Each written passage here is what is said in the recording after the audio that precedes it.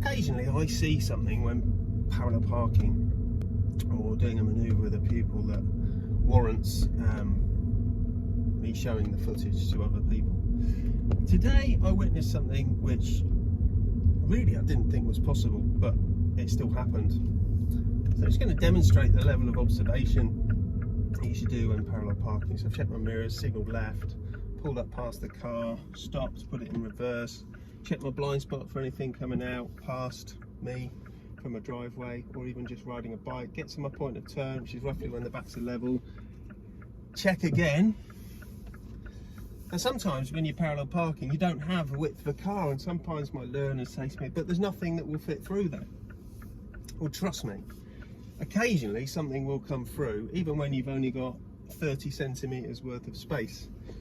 As I'm showing you here, make sure you look around, keep looking around throughout the exercise, making sure there's no pedestrians, cars or anything else. And once you've got the appropriate space to move off again, parking brake on, park, secure the car. Watch what happens next.